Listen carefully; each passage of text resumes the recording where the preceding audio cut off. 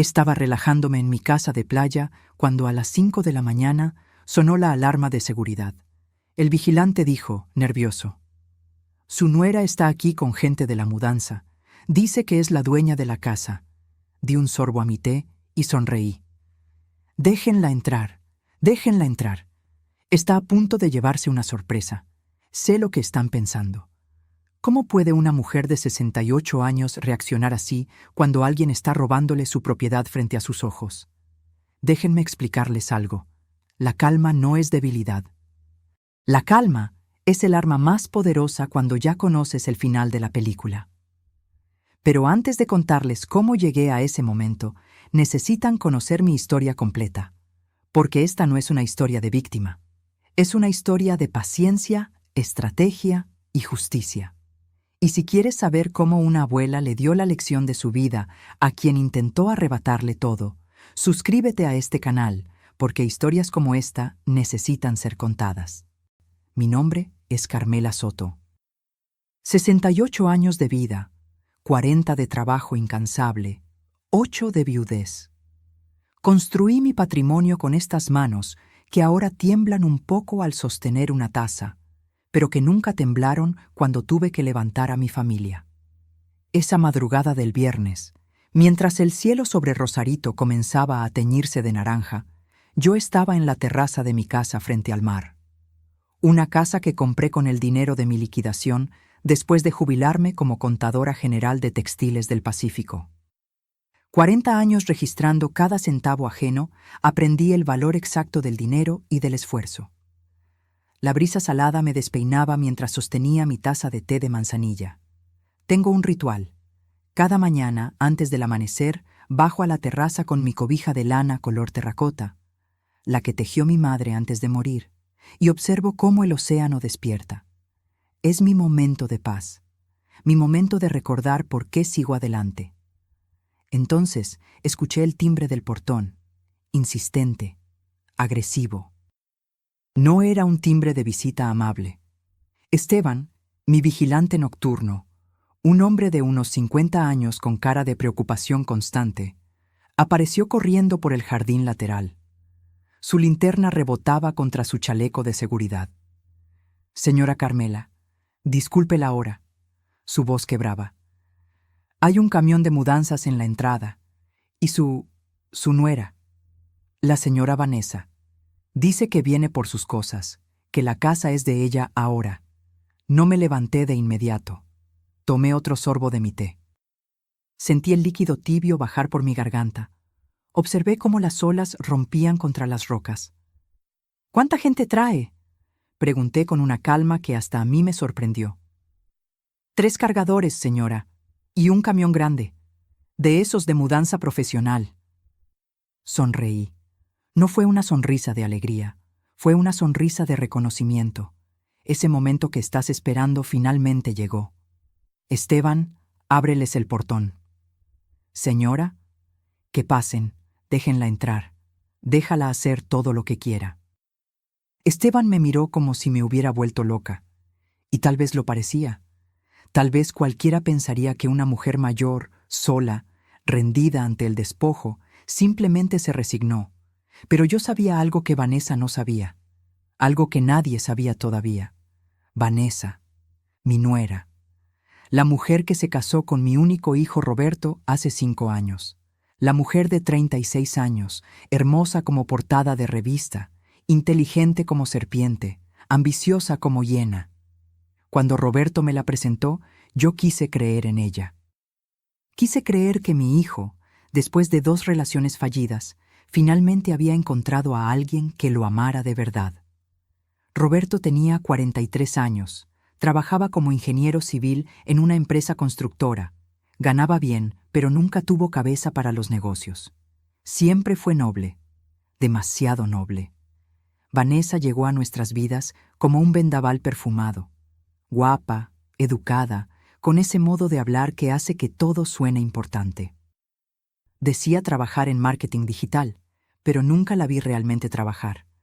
Al principio me abrazaba, me llamaba Mamá Carmela, traía postres cuando nos visitaba, pero yo no soy tonta. Nunca lo fui. Noté cómo sus ojos recorrían mi casa cada vez que venía, cómo preguntaba con demasiado interés sobre mi jubilación, mis propiedades, mis planes, cómo susurraba con Roberto cuando pensaban que yo no escuchaba. Ahora, mientras escuchaba el motor del camión entrando a mi propiedad, mientras escuchaba los pasos apresurados de los cargadores, mientras escuchaba la voz autoritaria de Vanessa dando órdenes, recordé el momento exacto en que supe que esta mujer no había entrado a mi familia por amor. Fue hace 2 años, una cena de Navidad. Roberto trajo el tema casual de que yo debería facilitar la herencia antes de tiempo, que así evitábamos impuestos. Vanessa asentía a su lado, con esa sonrisa que ya no me parecía cálida, sino calculadora. Esa noche, cuando se fueron, lloré, no por el dinero, sino porque mi hijo me veía como un obstáculo entre él y su futuro. Pero las lágrimas se secaron, y en su lugar creció algo más duro, más inteligente. Terminé mi té, me puse de pie, ajusté mi bata de algodón color marfil y mis pantuflas. Me recogí el cabello gris en una coleta sencilla y caminé hacia el interior de la casa. Porque Vanessa estaba a punto de aprender la lección más cara de su vida, y yo estaba lista para enseñársela. Pero lo que Vanessa no sabía era que yo había estado preparando este momento durante meses, y lo que estaba por descubrir cambiaría todo. Desde la ventana del segundo piso, observé cómo Vanessa dirigía a los cargadores como si fuera la dueña de un imperio. Llevaba unos jeans ajustados, blusa blanca de seda y lentes oscuros a pesar de que apenas amanecía. Su cabello castaño perfectamente liso caía sobre sus hombros. Siempre impecable, siempre en control, o eso creía ella. Esa sala completa señalaba hacia mi terraza. Los muebles de jardín son de teca, cuestan una fortuna. El sofá gris de la sala principal, la mesa de centro de mármol, todo lo que vende valor al camión. Los cargadores se miraban entre sí, incómodos. Uno de ellos, un muchacho joven con gorra, preguntó: ¿Tiene documentos que acrediten que esto es suyo, señora? Vanessa sacó una carpeta de su bolsa Louis Vuitton, auténtica, por supuesto, comprada con el dinero de Roberto, y mostró unos papeles. Aquí está todo. Donación firmada por la propietaria anterior. Todo legal. Mentira. Una mentira tan grande que casi me hizo reír desde mi ventana. Verán, necesito contarles cómo empezó todo esto. Cómo llegué a tener una nuera capaz de robarme mientras yo respiraba. Conocí a Vanessa hace 5 años en una fiesta de cumpleaños de Roberto. Él la llevó del brazo, radiante, con esa sonrisa que no le veía desde que era niño. Ella usaba un vestido rojo que abrazaba su figura, tacones altos, maquillaje perfecto. Cuando me saludó, tomó mis manos entre las suyas. Señora Carmela, Roberto me ha hablado tanto de usted. Es un honor conocer a la mujer que crió a un hombre tan maravilloso. Las palabras correctas, el tono correcto, la sonrisa correcta. Pero yo he vivido 68 años y una aprende a leer lo que está detrás de las sonrisas. Sus ojos me estudiaban, no con cariño, con evaluación, como cuando entras a una tienda y calculas si puedes pagar lo que ves en el aparador. Los primeros meses fueron teatro puro. Vanessa venía a mi casa en Ciudad de México cada domingo. Ayudaba en la cocina, preguntaba por mi salud, traía flores. Roberto estaba encantado. Yo quería estar equivocada, quería que mi instinto me estuviera mintiendo. Pero entonces empezaron los cambios sutiles. Las visitas se hicieron quincenales, luego mensuales. Roberto comenzó a cancelar comidas conmigo porque Vanessa había planeado algo. Cuando yo llamaba, él sonaba apurado, distraído, siempre con prisa. Una tarde lo confronté. Fue en mi cocina, 6 meses después de la boda. Roberto había venido solo, cosa rara ya. «Hijo, siento que te estoy perdiendo», le dije mientras le servía café. Él evitó mi mirada. «Mamá, no es eso, es solo que Vanessa piensa que eres muy invasiva. Dice que necesitamos espacio para construir nuestro matrimonio. Invasiva». Esa palabra me atravesó como cuchillo. ¿Invasiva por querer ver a mi hijo? No lo tomes personal.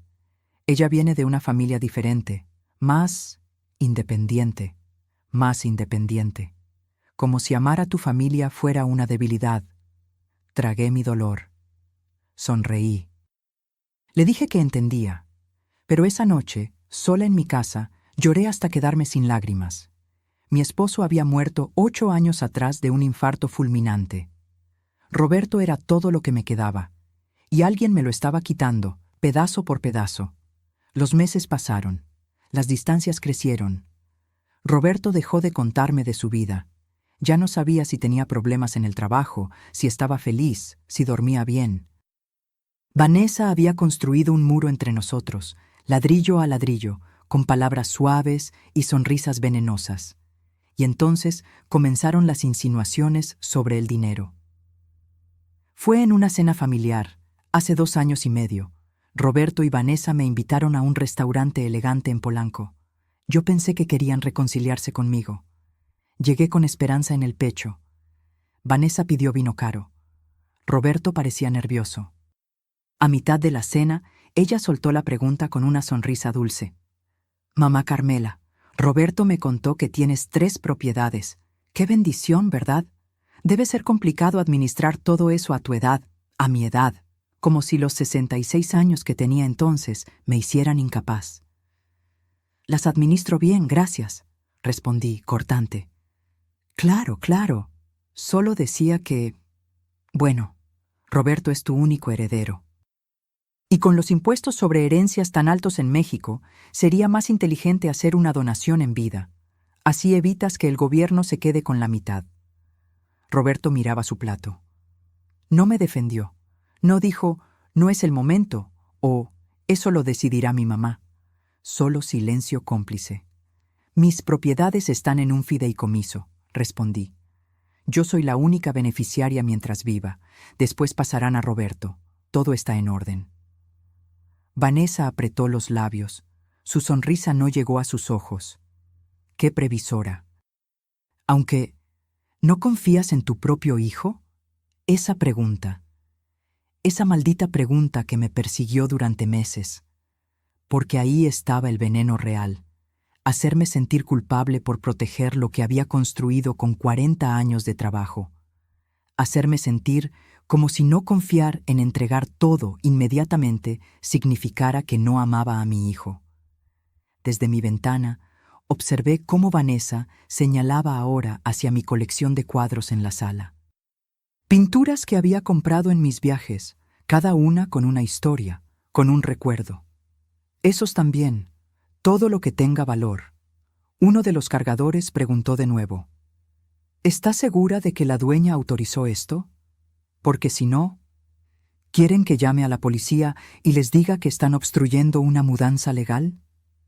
La voz de Vanessa se volvió filosa. «Hagan su trabajo y les pago el doble. El dinero. Siempre el dinero». Esa era Vanessa. Bella por fuera, vacía por dentro. Y mi hijo, mi Roberto noble y bueno, se había enamorado de la envoltura sin ver que el regalo estaba podrido. Respiré profundo. Dejé que actuara. Dejé que se confiara. Porque cada minuto que pasaba, cada mueble que ordenaba cargar, cada palabra que decía frente a testigos, era una pieza más de evidencia. Y yo había aprendido algo en 40 años de contabilidad. Los números no mienten. Los documentos no mienten. La verdad siempre sale a la luz cuando sabes dónde buscar. Vanessa gritó hacia la casa. «Y revisen el estudio. Debe haber una caja fuerte. Seguro ahí guarda las escrituras y las joyas». Sonreí, porque no tenía ni idea de lo que realmente guardaba yo en ese estudio, y estaba a punto de descubrirlo. Pero había algo que Vanessa ignoraba completamente. Algo que cambiaría su sonrisa de triunfo en una expresión de pánico absoluto. Bajé las escaleras despacio, sin prisa. Cada escalón era una decisión consciente. Cada paso me acercaba al momento que había estado esperando durante meses. Desde el recibidor podía ver la espalda de Vanessa. Seguía dando órdenes, ajena a mi presencia. Los cargadores movían cajas, envolvían lámparas, desconectaban la televisión de pantalla grande que Roberto me había regalado el año pasado para mi cumpleaños. Irónico, ¿verdad? Él me dio ese regalo, y ahora su esposa venía a robármelo. Pero déjenme explicarles qué estaba realmente en juego aquí. Porque esto no era solo por una casa de playa o unos muebles, esto era por el trabajo de toda mi vida. Tengo 3 propiedades, 3. Cada una comprada con mi propio esfuerzo, sin ayuda de nadie. La primera, mi casa familiar en la Colonia del Valle, en Ciudad de México. Un hogar de 2 pisos con jardín, 4 recámaras, donde crié a Roberto, donde enterré a mi esposo Héctor. Valuada en 4.800.000 pesos según el último avalúo. Ahí están mis recuerdos, las fotos en las paredes, el árbol de limones que plantamos cuando Roberto cumplió 5 años. La segunda, un departamento en Polanco que compré hace 15 años como inversión.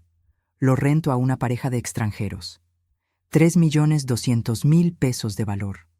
Esa renta mensual de 32.000 pesos me ayuda a vivir con dignidad, a no pedirle nada a nadie, a ser independiente. La tercera, esta casa frente al mar en Rosarito, mi refugio, mi lugar de paz. 5.500.000 pesos. La compré con mi liquidación cuando me jubilé. 40 años trabajando, calculando presupuestos ajenos, auditando cuentas de millones, mientras yo misma vivía con lo justo. Y cuando finalmente me tocó, cuando recibí mi liquidación de 2.800.000 pesos, más mis ahorros, decidí darme este regalo. Un lugar donde despertar viendo el océano. Un lugar donde nadie me dijera qué hacer. Un lugar mío. Total del patrimonio, 13.500.000 pesos. Más los ahorros en el banco, más las inversiones en CETES. Casi 15 millones en total. Para muchos, tal vez no sea una fortuna, pero para una mujer que empezó trabajando como auxiliar contable, ganando 3.000 pesos al mes hace 40 años, que se quedó viuda y tuvo que sacar adelante a un hijo sola, que nunca gastó en lujos, sino en educación y futuro. Era mi dignidad convertida en cifras. Y Vanessa quería todo. No parte, todo. Después de que Héctor murió, cuando Roberto tenía 25 años y ya trabajaba, mi abogado me recomendó crear un fideicomiso, algo que protegiera mi patrimonio, pero asegurara el futuro de mi hijo. Señora Carmela, me dijo el licenciado Edmundo Vera, un hombre serio de 60 años que había sido amigo de mi esposo. Ponga todo en un fideicomiso. Usted será la única beneficiaria mientras viva. Nadie puede tocar nada. Cuando usted fallezca, todo pasa automáticamente a Roberto. Limpio, legal, sin impuestos excesivos. Y eso hice. Firmé los documentos. Todo quedó protegido. Yo podía usar, vender, rentar o hacer lo que quisiera con mis propiedades, pero nadie más podía reclamarlas, ni siquiera Roberto. Cuando le expliqué esto a mi hijo, él lo entendió, o eso creí. Mamá, está perfecto. No quiero que te preocupes por estas cosas. Solo quiero que vivas tranquila. Esas fueron sus palabras. Hace 8 años, cuando todavía era mi Roberto, antes de Vanessa. Todo cambió hace 6 meses. Fue un domingo. Roberto y Vanessa aparecieron sin avisar en mi casa de Ciudad de México. Yo estaba en el jardín podando las rosas. Vanessa traía una carpeta en las manos y una expresión que ya no intentaba disfrazar de amabilidad. «Mamá, necesitamos hablar», dijo Roberto, sin siquiera saludarme con un beso. Nos sentamos en la sala. Vanessa abrió la carpeta y sacó unos documentos impresos. «Mira, mamá Carmela, Roberto y yo hemos estado investigando. Si donas las propiedades ahora, en vida, los impuestos son mucho menores y además, hizo una pausa calculada. A tu edad, ¿no sería mejor simplificar? No tener que preocuparte por administrar todo esto. A mi edad, otra vez esa frase. No necesito simplificar nada, estoy perfectamente capaz». «Claro que sí», intervino Roberto, pero su voz sonaba ensayada. «Nadie dice lo contrario, solo que...»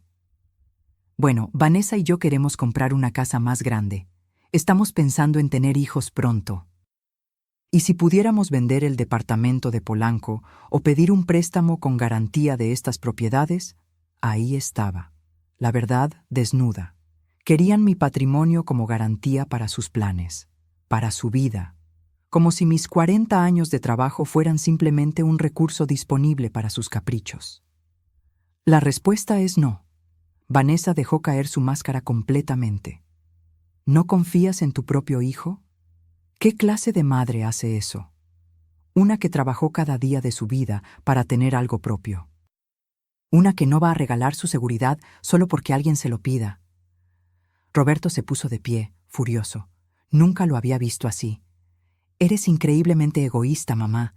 Todo lo que tengo te lo debo a ti, pero ahora que necesito tu apoyo me das la espalda. Esas palabras me rompieron en pedazos. Mi hijo, mi único hijo, llamándome egoísta por no entregarle todo lo que había construido. Vanessa puso su mano en el hombro de Roberto. Déjala, amor. Ya veo cómo es. Prefiere aferrarse a sus cosas que ayudar a su propia familia. Se fueron dando un portazo. Yo me quedé en esa sala, temblando, con un dolor en el pecho que no era físico, pero dolía más que cualquier enfermedad. Esa noche lloré hasta el amanecer. No por el dinero, sino porque había perdido a mi hijo, porque Vanessa había logrado lo que quería, volverlo contra mí. Pero cuando salió el sol, algo cambió dentro de mí. Dejé de llorar, me levanté, me vi en el espejo. Vi a una mujer de 68 años con ojeras y arrugas, sí, pero también vi algo más. Vi fuerza, vi inteligencia, vi 40 años de experiencia lidiando con números, con auditorías, con gente que intentaba robar o engañar. Y supe que no iba a ser víctima. Ese mismo día llamé al licenciado Edmundo. Necesito su ayuda. Alguien va a intentar quitarme lo que es mío. Y necesito estar preparada. Ahora, parada en el recibidor de mi casa de playa, viendo a Vanessa dirigir el saqueo de mis pertenencias, recordé cada paso que había dado desde aquel día, cada documento que había escondido, cada grabación que había guardado, cada evidencia que había recopilado. Vanessa finalmente se dio la vuelta, me vio ahí parada, en mi bata y pantuflas, y sonrió, una sonrisa de victoria. Carmela, qué sorpresa verte aquí. No dije nada todavía, solo la observé. Y en ese silencio, ella cometió su primer error de la mañana. Pensó que mi silencio era rendición, pero lo que no sabía era que cada segundo que pasaba, cada palabra que decía, estaba cavando su propia tumba. Vanessa caminó hacia mí con esa seguridad que solo tienen los que creen que ya ganaron. Sus tacones repiqueteaban contra el piso de madera. Se detuvo a 1 metro de distancia, cruzó los brazos y ladeó la cabeza con una expresión de falsa preocupación. Carmela, ¿dormiste bien? ¿Te ves? Confundida, confundida. Qué palabra tan conveniente. Estoy perfectamente clara, Vanessa. Veo que trajiste ayuda. Ella soltó una risa suave, casi maternal. Ah, claro. Sé que debe ser difícil para ti procesar esto. Por eso vine temprano, para no hacerte pasar un mal rato. ¿Recuerdas los papeles que firmaste hace un mes? La donación. Esta casa ahora está a mi nombre. Legalmente. Me ofreció café. En mi propia casa. Como si ella fuera la anfitriona y yo la invitada. Pero necesito retroceder. Necesito contarles sobre aquella cena. La cena que me rompió pero también me despertó.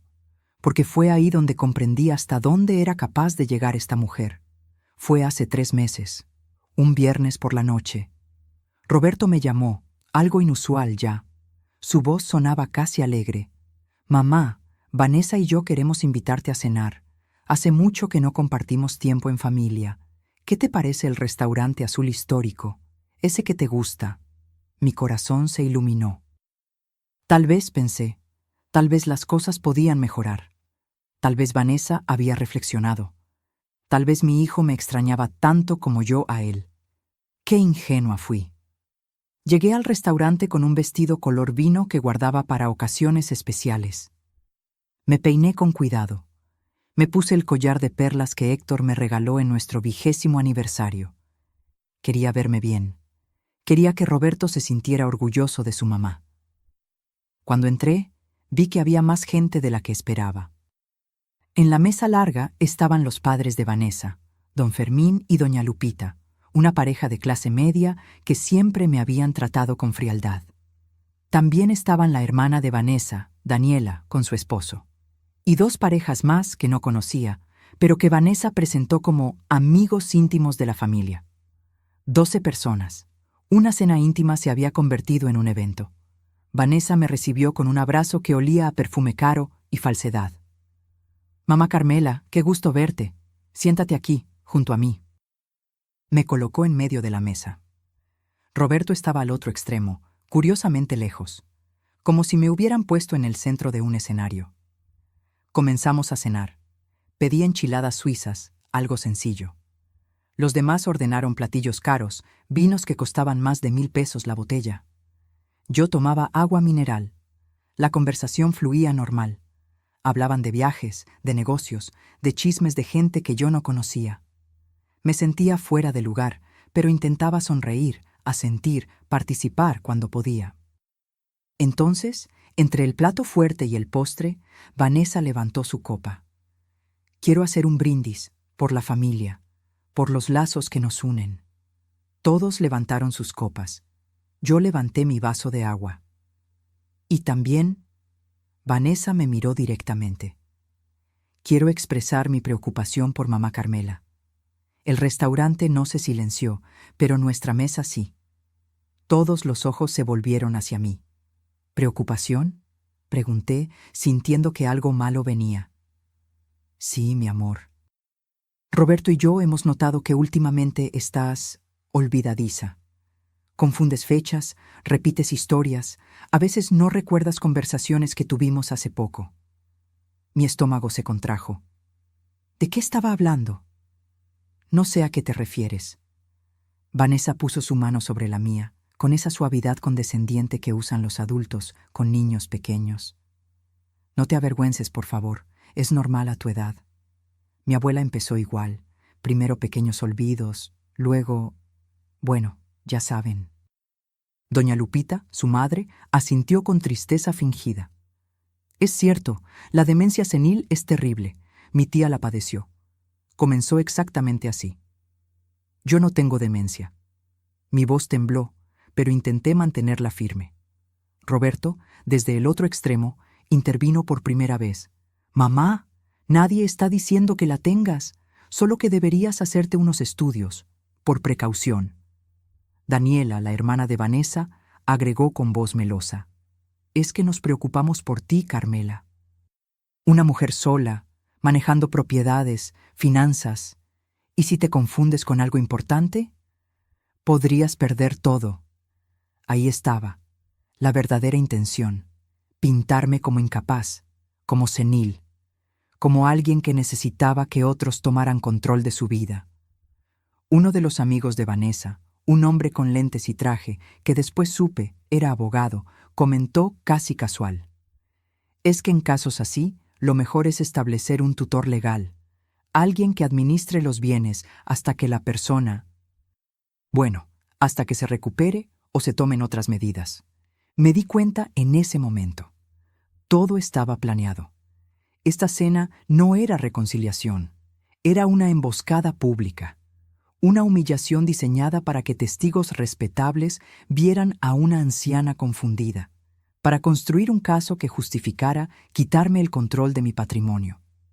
Vanessa continuó, dirigiéndose a los invitados: «Por eso, Roberto y yo queremos convencerla de que firme un poder notarial, por su propia seguridad. Así, si algo pasa, si se confunde o necesita ayuda, nosotros podemos actuar rápido». Las miradas de lástima me atravesaban. Me veían como un problema, como una vieja terca que no aceptaba su deterioro. Intenté hablar, defenderme, pero mi garganta estaba cerrada. Las lágrimas peleaban por salir y yo no podía dejarlas. No delante de esta gente, No darles esa satisfacción. No necesito ningún tutor, logré decir. Estoy perfectamente bien. Vanessa suspiró, como si lidiara con una niña caprichosa. Eso es exactamente lo que dicen todos los pacientes en etapas tempranas. La negación es parte del proceso. Roberto no dijo nada. Mi hijo, mi única familia de sangre, estaba sentado ahí, dejando que su esposa me destruyera frente a extraños. Y su silencio dolió más que cualquier palabra. Me levanté de la mesa. Dejé mi servilleta sobre el plato. Tomé mi bolsa.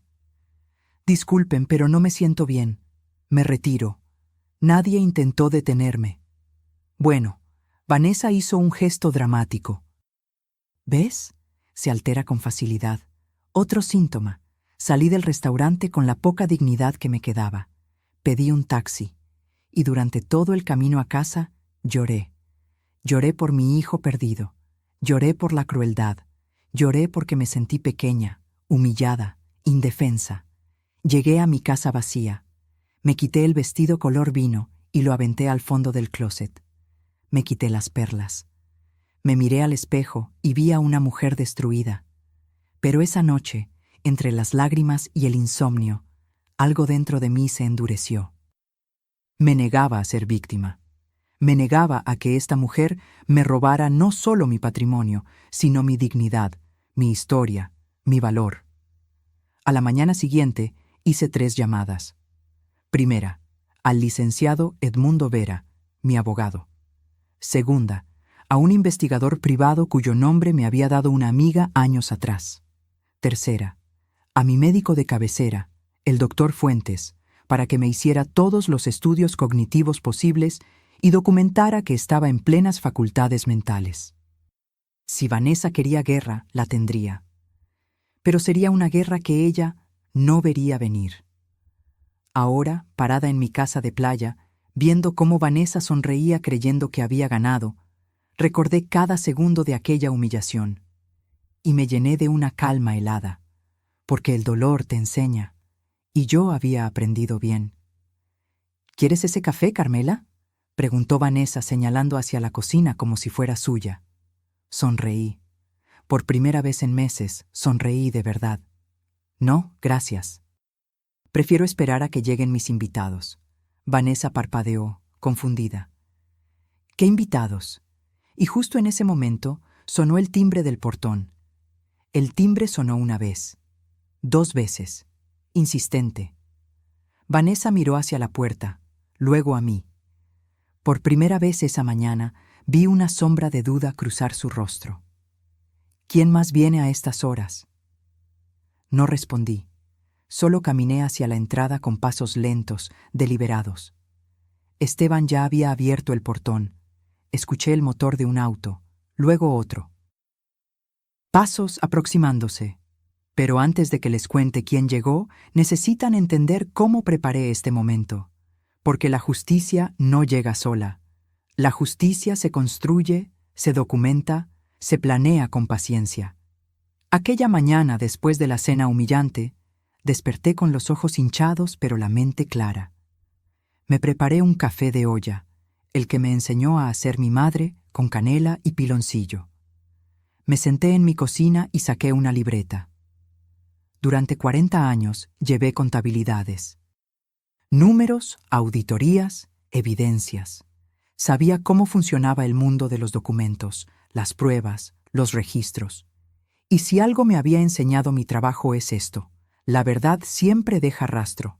Solo hay que saber buscar. Escribí en esa libreta 3 nombres: licenciado Edmundo Vera, abogado de confianza, doctor Armando Fuentes, mi médico de 20 años, Marcos Salinas, investigador privado, 3 pilares para construir mi defensa. El licenciado Edmundo llegó a mi casa ese mismo lunes. Tiene 68 años como yo, cabello gris perfectamente peinado, traje impecable siempre. Fue compañero de estudios de Héctor en la universidad, un hombre honorable. Le conté todo: la cena, las acusaciones de demencia, la presión para firmar poderes, el distanciamiento de Roberto. Edmundo me escuchó sin interrumpir. Cuando terminé, ajustó sus lentes y dijo: «Carmela, esto es un patrón clásico. Están construyendo un caso para declararte incapaz y tomar control de tus bienes. Hemos visto esto antes. Personas mayores con patrimonio, familiares ambiciosos. ¿Qué puedo hacer? Primero, necesitamos documentar tu plena capacidad mental. Ningún juez podrá declararte incapaz si tenemos estudios médicos recientes que demuestren lo contrario». Esa misma tarde fui con el doctor Fuentes. Me realizó todos los exámenes: Mini Mental State, pruebas de memoria, evaluación cognitiva completa. Una semana después, tuve los resultados en mis manos. Paciente de 68 años con función cognitiva completamente normal para su edad, sin signos de deterioro, orientada en tiempo, espacio y persona, memoria de trabajo excelente, capacidad de juicio intacta. Guardé esos documentos como oro. Eran mi escudo contra las mentiras de Vanessa, pero necesitaba más. Necesitaba saber quién era realmente la mujer que se había metido en mi familia. Marco Salinas llegó a mi casa un jueves por la tarde. Es un hombre de unos 55 años, ex policía judicial, ahora investigador privado. Una amiga me había dado su contacto años atrás cuando ayudó a su hermana en un caso de infidelidad. «Señora Carmela, ¿qué necesita saber?», preguntó, sacando una pequeña libreta. «Todo. Quiero saber quién es Vanessa Aguirre antes de conocer a mi hijo. Sus relaciones anteriores, sus deudas, su historial, todo lo que pueda encontrar». Marco asintió. «Le adelanto que esto toma tiempo. Y cuesta». «No me importa cuánto cueste. Necesito la verdad. Pagué un anticipo de 40,000 pesos». Marco comenzó su trabajo. Mientras tanto, yo hacía mi propia investigación silenciosa. Cada vez que Roberto y Vanessa me visitaban, yo grababa las conversaciones en mi teléfono. Lo dejaba sobre la mesa, aparentemente olvidado, pero grabando cada palabra. Registré cada llamada donde me presionaban por las propiedades, cada comentario despectivo sobre mi edad, cada insinuación de que estaba perdiendo la cabeza. También instalé cámaras de seguridad discretas en mi casa de Ciudad de México, pequeñas, casi invisibles, en la sala, el comedor, la entrada. Edmundo me recomendó hacerlo. Si intentan forzarte a firmar algo, si te gritan, si hay cualquier tipo de coacción, necesitas pruebas, me dijo. Pasaron 3 semanas. Entonces Marco me llamó. «Señora Carmela, necesito verla. Encontré cosas importantes». Nos reunimos en una cafetería tranquila del centro. Marco puso sobre la mesa un folder grueso. Mi corazón latía rápido. «Vanessa Aguirre Mendoza», comenzó. 36 años, originaria de Guadalajara. Y aquí es donde se pone interesante. Abrió el folder. Dentro había fotografías, documentos impresos, reportes. Vanessa estuvo casada antes, de 2015 a 2018. Con un empresario de Monterrey llamado Óscar Bernal. Él tenía 52 años cuando se casaron, ella 26. Me mostró fotos de boda. Vanessa lucía radiante, exactamente igual que cuando se casó con Roberto. Misma sonrisa calculadora. El matrimonio terminó en divorcio conflictivo. Óscar la acusó de haberlo manipulado para poner propiedades a nombre de ella, de haber vaciado cuentas bancarias conjuntas. Hay una demanda por fraude que nunca prosperó porque llegaron a un acuerdo privado. Él le pagó 2 millones de pesos para que se fuera y lo dejara en paz. Sentí que el aire me faltaba. ¿2 millones? Ajá, y hay más. Antes de Óscar, tuvo una relación con un viudo de Puebla. Duró 6 meses. Él también era mayor, también tenía propiedades. La relación terminó abruptamente cuando los hijos del señor la confrontaron con evidencia de que estaba vendiendo cosas de la casa familiar sin autorización. Marco sacó más papeles.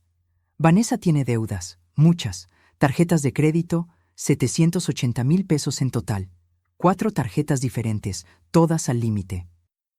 También debe dinero a prestamistas privados, al menos 200,000 pesos más, casi 1 millón de pesos en deudas, y vivía como si fuera millonaria. ¿Roberto sabe esto? Marco negó con la cabeza. Lo dudo. También investigué a su hijo, señora. Roberto tiene un historial crediticio limpio, ingresos estables. Pero desde que se casó con Vanessa, sacó un préstamo personal de 400,000 pesos y otro de 300,000 el año pasado. Todo ese dinero desapareció.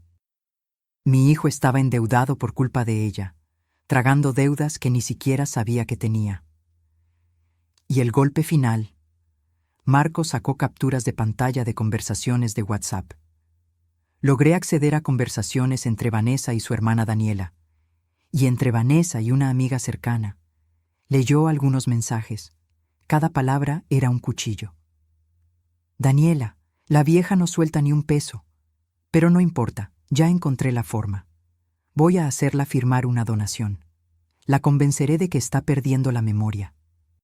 Roberto es un tonto útil. Hace todo lo que le digo. Su mamá tiene casi 15 millones en propiedades. Si logro que done solo una, ya valió la pena este matrimonio aburrido. No voy a esperar a que se muera. Tengo deudas que pagar ahora. La voy a presionar hasta que ceda. Las lágrimas corrían por mis mejillas mientras Marco leía. No eran lágrimas de tristeza, eran de rabia. ¿Cómo conseguiste estas conversaciones? Marco sonrió levemente. Tengo mis métodos, señora. Lo importante es que esto es evidencia sólida de sus intenciones. ¿Es legal usar esto? En un juicio civil por fraude o coacción, sí puede usarse. No fue obtenido mediante intervención ilegal de líneas telefónicas. Fue, digamos que una fuente cercana a Vanessa me las compartió. No pregunté más. No quería saber. Llevé toda esa información con Edmundo. Nos sentamos en su oficina y revisamos cada documento, cada conversación, cada evidencia. Carmela, tienes un caso sólido, dijo. Si Vanessa intenta algo, si te presiona para firmar, si busca declararte incapaz, tenemos con qué defenderte. Pero más que eso, tenemos con qué contraatacar. ¿Qué sugieres? Edmundo se reclinó en su silla. Esperemos, déjala hacer su movimiento. Cuanta más confianza tenga, más errores cometerá. Y cuando cometa el error definitivo, ahí actuamos. Y así fue como esperé. Semanas. Paciencia de cazador. Hasta que hace un mes, Vanessa dio el golpe que yo estaba esperando. Llegó a mi casa con un hombre que presentó como licenciado Martínez, especialista en trámites notariales. Traían documentos actualizados del fideicomiso, papeles muy profesionales, con sellos, con lenguaje legal complicado. Solo necesitamos tu firma aquí, mamá Carmela. Es para actualizar los beneficiarios, por tu protección. Las cámaras grababan todo. Yo leí cada línea cuidadosamente, y lo que vi me heló la sangre. No era una actualización. Era una donación directa de la casa de Rosarito a nombre de Vanessa Aguirre Mendoza, redactado de forma que pareciera legal, pero con vicios ocultos. Firmé. Sí, firmé. Pero al terminar, le tomé foto a la credencial del supuesto licenciado Martínez. Esa misma tarde, Edmundo investigó. Resulta que el licenciado Martínez no tenía cédula profesional vigente. Había sido abogado, pero le cancelaron su licencia 3 años atrás por fraude. Los documentos eran falsos. El trámite era fraude. Levantamos denuncia penal, pero le pedí a Edmundo que no la ejecutara todavía. Déjame ponerle la trampa perfecta, le dije. Quiero que se confíe, que crea que ganó.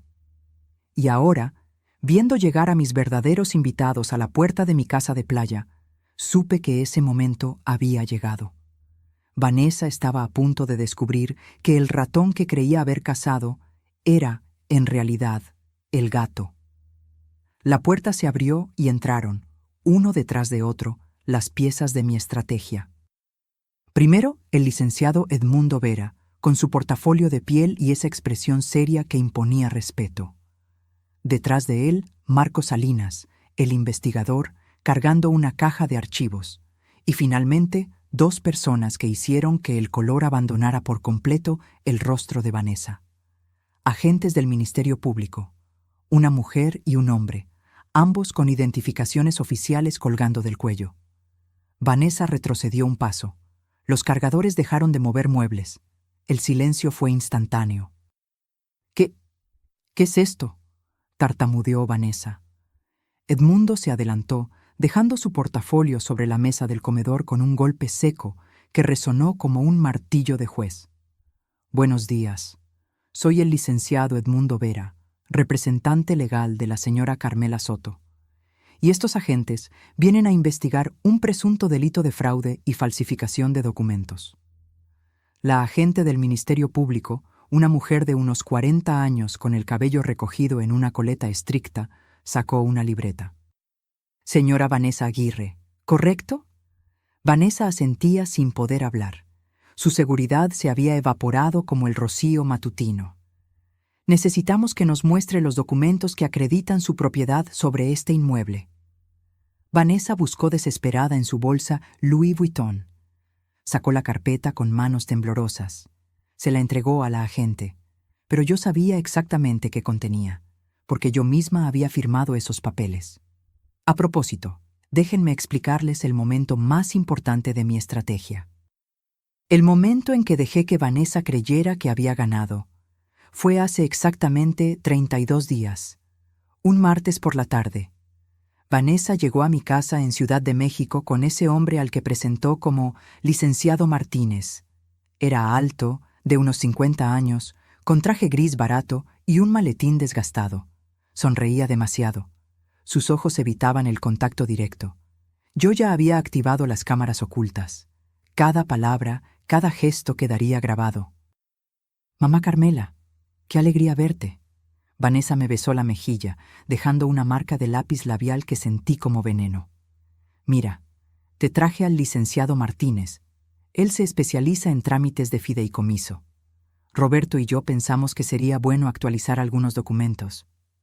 Por tu seguridad. Por mi seguridad. Qué conveniente.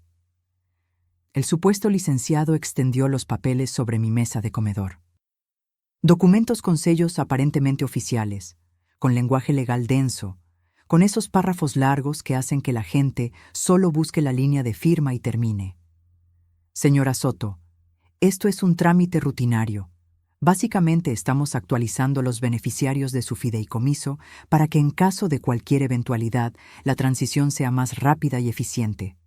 Tomé los documentos, los leí despacio, muy despacio.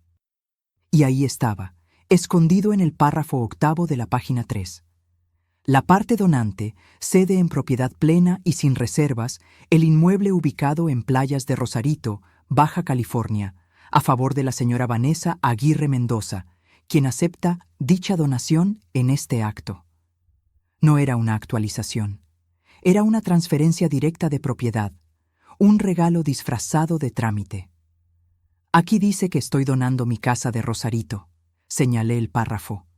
El falso licenciado se removió incómodo. Bueno, técnicamente sí, pero es un procedimiento para simplificar la herencia futura. Los impuestos serán menores si se hace en vida. Su hijo le aconsejó esto, ¿verdad, señora Vanessa? Vanessa asintió con esa sonrisa dulce que ya me daba náuseas. Es por tu bien, mamá Carmela. Así Roberto y yo podemos ayudarte mejor. Y cuando necesites algo, ya no tendrás que preocuparte por la casa. Nosotros nos encargaremos. Traducción. Cuando te mueras, ya será nuestra. Pero mejor aún, desde ahora será nuestra, y tú simplemente desaparecerás. Miré al supuesto licenciado a los ojos. ¿Puedo ver su cédula profesional? Se puso pálido. Buscó en su maletín con movimientos torpes. Ah, claro, por supuesto. Aquí está. Me mostró una identificación. Tomé mi teléfono como si necesitara mis lentes de aumento para ver mejor y le saqué una foto discreta. Fotografié también su credencial de elector que alcancé a ver en su cartera abierta.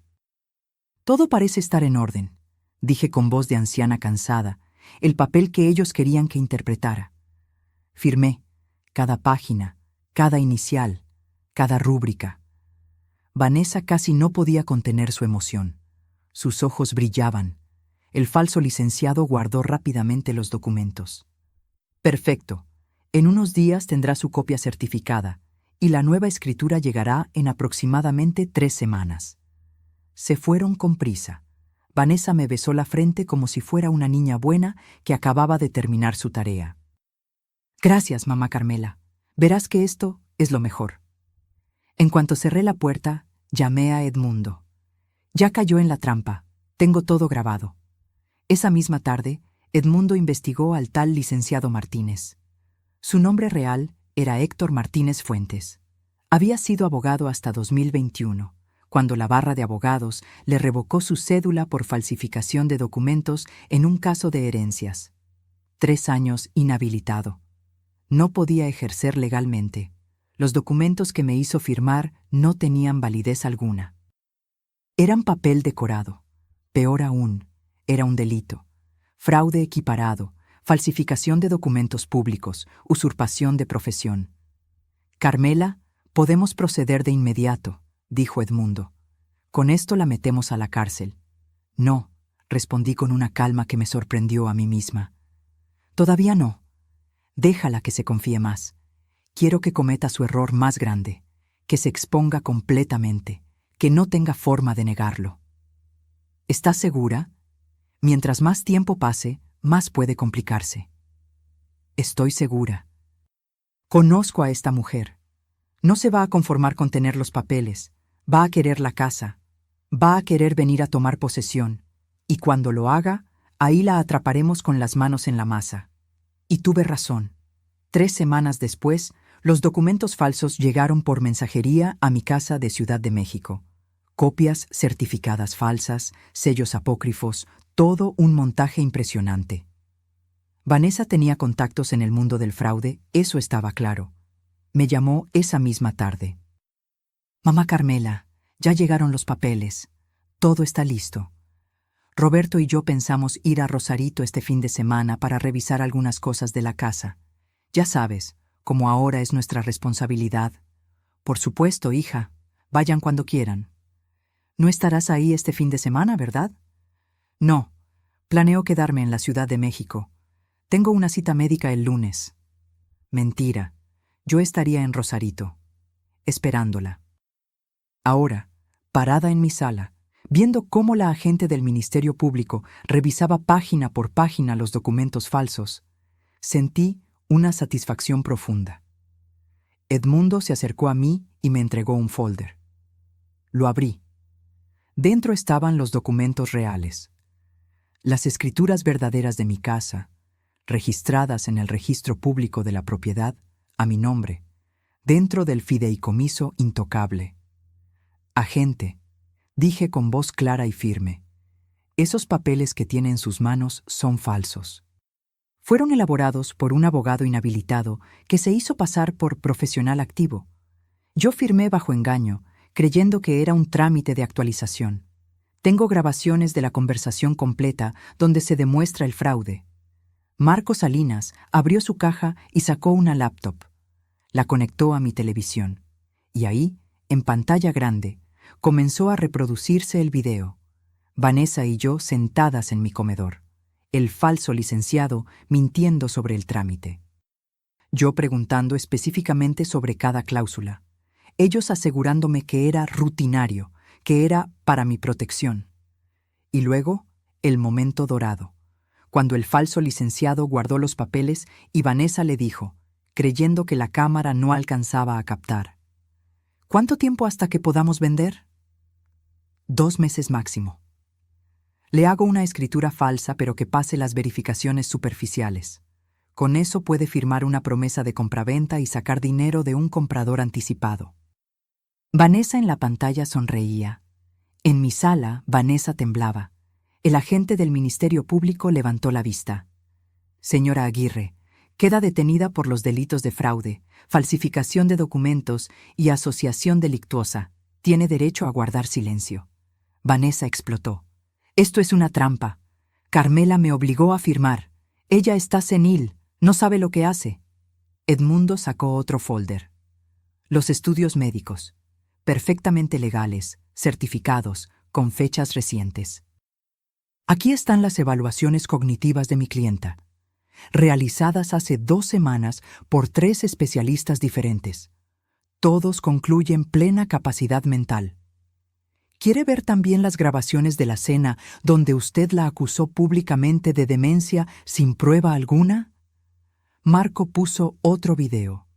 La cena en el restaurante azul histórico. Vanessa con su discurso sobre mi supuesta demencia. Los invitados asintiendo. Roberto callado. Esto se llama difamación premeditada, continuó Edmundo. Construir un caso falso de incapacidad para justificar un despojo patrimonial. Vanessa buscaba argumentos, pero no tenía ninguno. Cada defensa que intentaba era aplastada con evidencia. Documentos, videos, grabaciones, testimonios.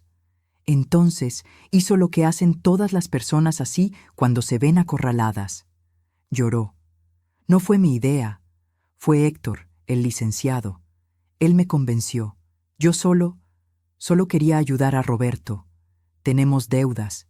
Necesitábamos dinero. Ah, sí. Marco sacó otro sobre. ¿Estas deudas? 780,000 pesos en tarjetas de crédito. Todo gastado en ropa, viajes, restaurantes. Nada de eso fue para Roberto, ¿verdad? Le mostró los estados de cuenta. Compras en tiendas de lujo, viajes a Cancún, a Los Cabos, tratamientos de belleza por 40,000 pesos, todo cargado a tarjetas que Roberto ni siquiera sabía que existían. Y aquí, Marco continuó, implacable. Sus conversaciones con su hermana Daniela, donde dice textualmente, Roberto es un idiota útil. Su mamá es la que tiene el dinero. Vanessa se derrumbó. Se dejó caer en mi sofá, el mismo sofá que hace media hora ordenaba empacar. Y yo, por primera vez en meses, sentí que podía respirar completo. Pero aún faltaba alguien por llegar. Alguien que necesitaba ver todo esto con sus propios ojos. El teléfono de Vanessa sonó. Era Roberto. Podía ver su nombre parpadeando en la pantalla. Ella no contestó. Estaba paralizada, sentada en mi sofá con las manos temblando, el maquillaje comenzando a correrse por las lágrimas. Pero yo sí tomé mi teléfono. Marqué el número de mi hijo, el número que durante meses había llamado sin obtener más que respuestas cortantes o directamente silencio. ¿Mamá? Su voz sonaba confundida. Vanessa me mandó un mensaje raro hace media hora. Decía que estaba en Rosarito. ¿Qué pasa? Roberto, necesito que vengas a la casa de playa. Ahora. Es urgente. ¿Estás bien? ¿Pasó algo?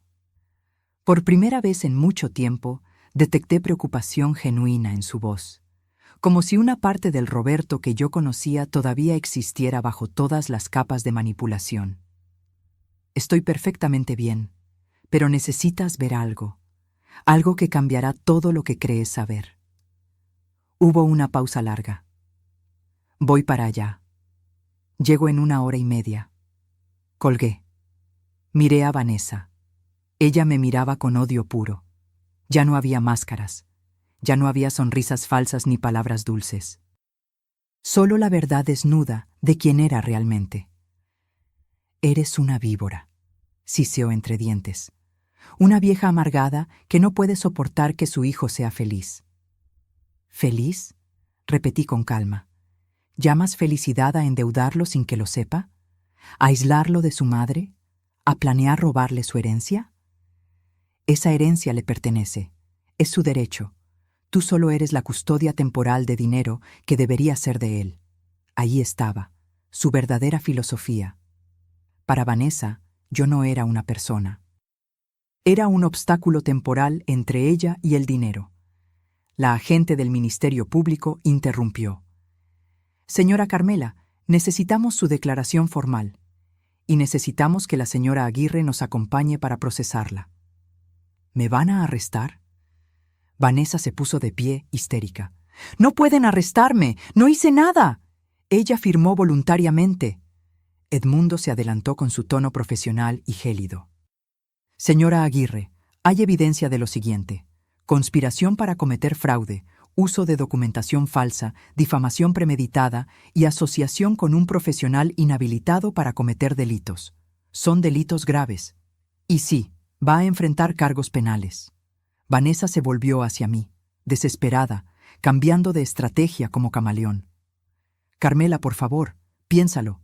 Soy la esposa de tu hijo. Si me metes a la cárcel, destruyes a Roberto. ¿Eso quieres? ¿Destruir a tu propio hijo? Esa pregunta. Ese intento de manipulación final. Me acerqué a ella, la miré directamente a los ojos, y hablé con una voz que no reconocí como mía, porque era más fuerte de lo que había sido en meses.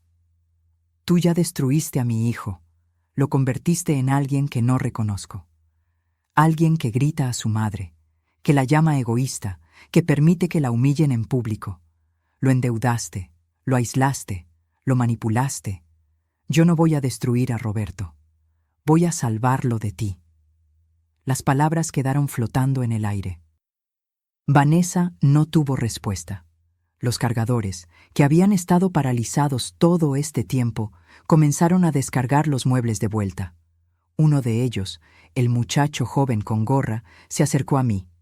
Señora, discúlpenos, no sabíamos que esto era un robo. Ella nos dijo que era una mudanza legal. Nos mostró papeles. Tranquilo, hijo, ustedes solo estaban haciendo su trabajo. No son responsables de nada. Los 3 cargadores trabajaron rápido, devolviendo cada objeto a su lugar. La sala volvía a ser mi sala, la terraza volvía a ser mi terraza, mi casa volvía a ser mi casa. Mientras tanto, Marco Salinas preparaba toda la evidencia en orden cronológico. Documentos en carpetas etiquetadas, memorias USB con las grabaciones, copias certificadas de todo. Señora Carmela, dijo, esto es más que suficiente no solo para defenderla, sino para contrademandar. Podría exigir compensación por daño moral, por difamación, por el estrés causado. Negué con la cabeza. No quiero su dinero, nunca quise dinero.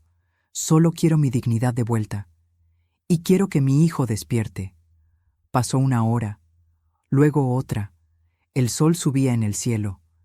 La brisa marina entraba por las ventanas abiertas. Yo había preparado café para todos. Los agentes tomaban notas. Edmundo revisaba documentos. Marco organizaba evidencias. Y Vanessa esperaba, custodiada, en silencio. Su teléfono no dejaba de sonar. Roberto llamaba una y otra vez. Finalmente, escuchamos el motor de un auto frenando bruscamente frente a la casa. Pasos apresurados, la puerta abriéndose. Roberto entró como huracán. Tenía el cabello revuelto, la camisa arrugada como si se la hubiera puesto con prisa. Buscó a Vanessa con la mirada, la encontró, luego me vio a mí. ¿Qué está pasando aquí? Mamá, ¿por qué hay policías? ¿Por qué?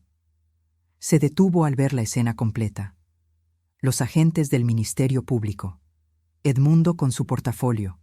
Marco con su laptop abierta. Los cargadores terminando de acomodar los muebles. Alguien explíqueme qué demonios pasa, exigió. Vanessa se levantó del sofá y corrió hacia él, abrazándolo, llorando. Roberto, tu mamá me está acusando de cosas horribles. Me quieren arrestar.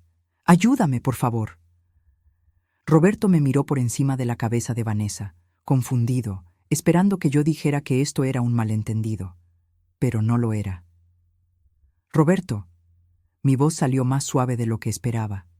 Necesitas sentarte. Hay cosas que debes ver, cosas que debes saber sobre la mujer con la que te casaste. ¿De qué hablas? Vanessa me contó que firmaste una donación, que la casa era para nosotros. ¿Ahora te arrepentiste? Hijo, nunca doné nada. Me engañaron. Tu esposa y un abogado falso me hicieron firmar documentos fraudulentos, y eso es solo el principio. Roberto negó con la cabeza, incrédulo. No. Mamá, estás confundida. Vanessa no haría eso. ¿Confundida? Edmundo intervino. Su madre está en plenas facultades mentales. Tenemos evaluaciones de 3 especialistas diferentes.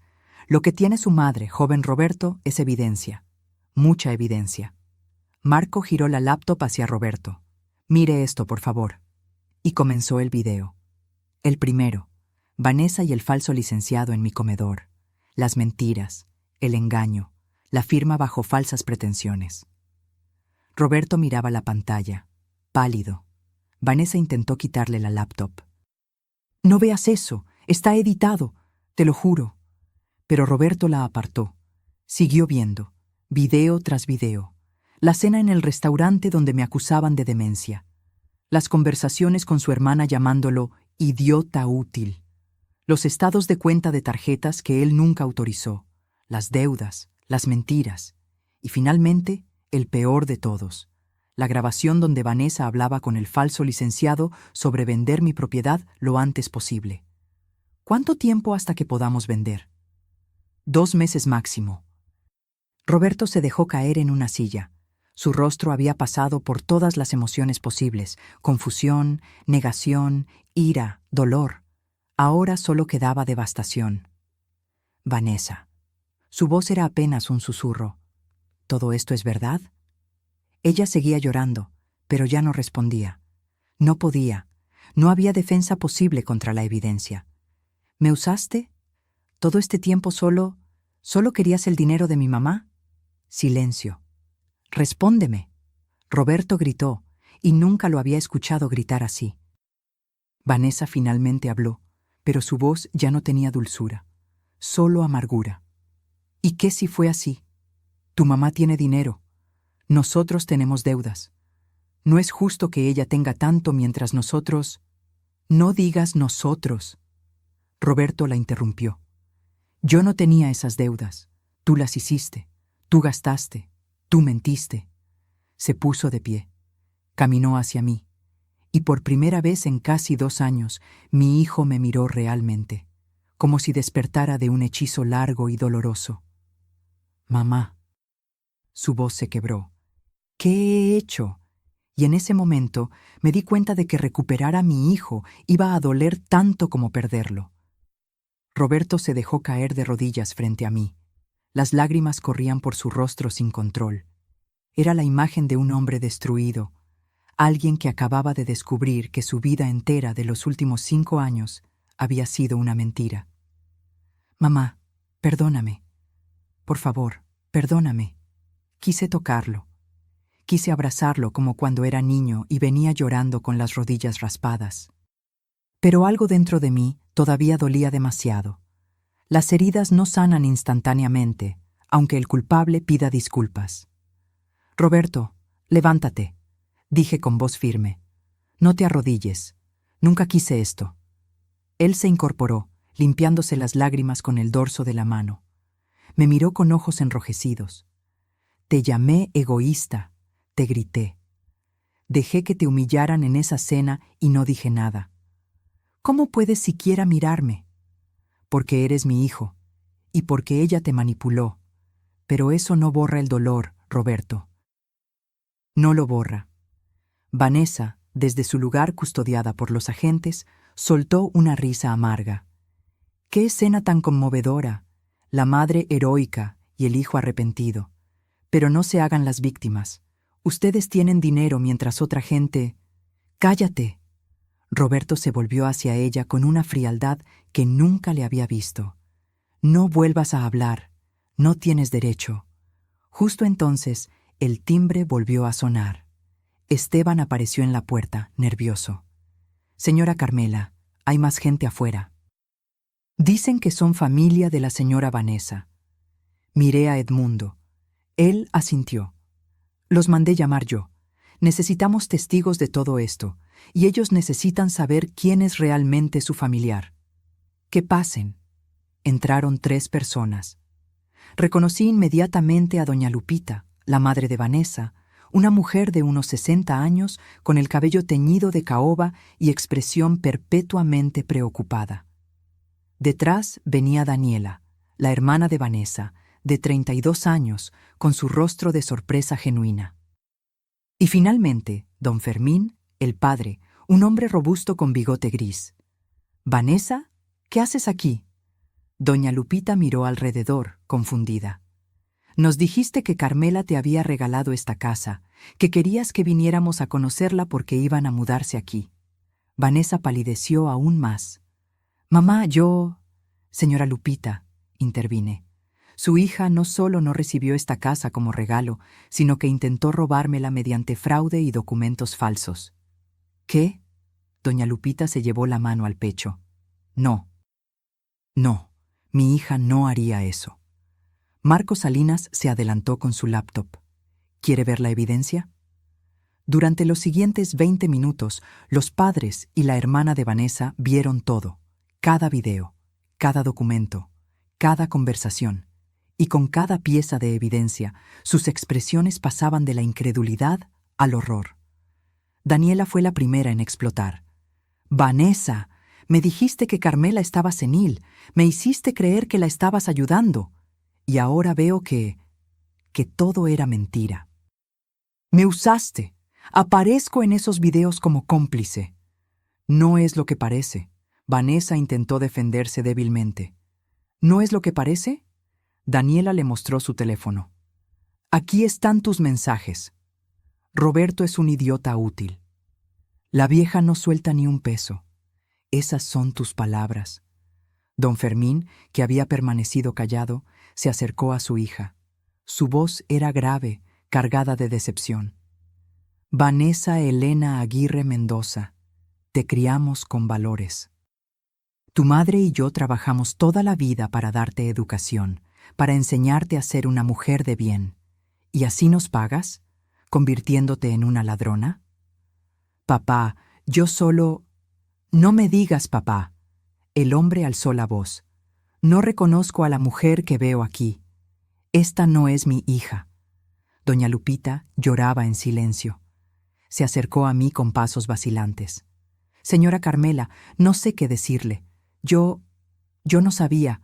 Le juro que no sabía nada de esto. Si hubiera sabido...»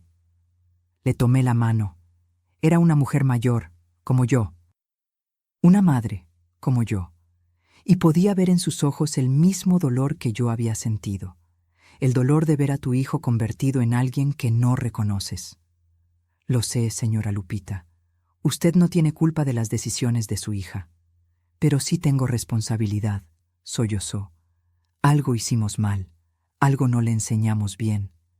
Daniela seguía gritándole a Vanessa, sacando años de resentimiento acumulado. «Siempre fuiste así, desde niña, siempre queriendo lo que no era tuyo. ¿Te acuerdas cuando le robaste el novio a mi mejor amiga? ¿Cuando falsificaste la firma de papá para sacar dinero de su cuenta? Mamá te perdonó todo, siempre te perdonó todo. Y míranos ahora». Marco interrumpió, mostrando más documentos. «Y hay algo más que la familia debería saber. Vanessa estuvo casada antes, con un empresario de Monterrey. El matrimonio terminó cuando él la descubrió vaciando cuentas bancarias. Le pagó 2 millones de pesos para que se fuera». Doña Lupita se tambaleó.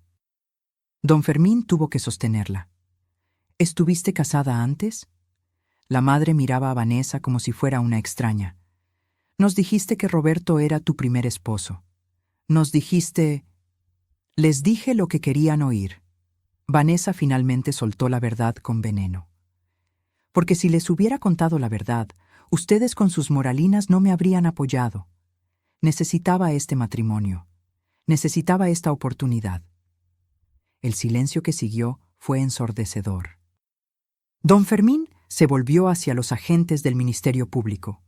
«Oficiales, hagan lo que tengan que hacer. Nosotros no vamos a defenderla, no vamos a pagar abogados, no vamos a visitarla si la meten presa, porque esta mujer ya no es parte de nuestra familia».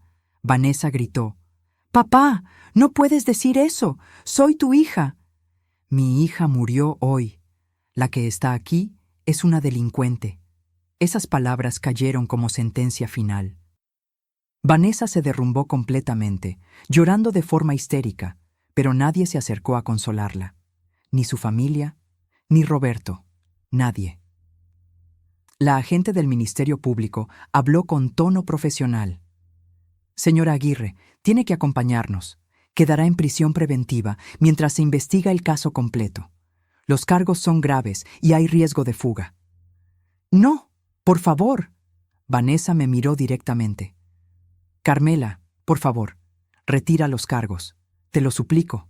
Haré lo que sea, me iré, desapareceré. Pero no me metas a la cárcel. Me acerqué a ella, la miré a los ojos y hablé despacio para que cada palabra quedara grabada. Vanessa, tuviste muchas oportunidades. Pudiste haberme respetado, pudiste haber amado a mi hijo genuinamente, pudiste haber construido una vida honesta, pero elegiste el camino de la mentira, el fraude, la manipulación, y las decisiones tienen consecuencias. Entonces, ¿no vas a perdonarme? El perdón es entre tú y tu conciencia. Yo solo estoy asegurándome de que la justicia se cumpla. Los agentes la esposaron. Vanessa gritaba, lloraba, rogaba, pero la sacaron de mi casa, la casa que había construido con mi esfuerzo, la casa que ella intentó robarme. Cuando la puerta se cerró, el silencio volvió.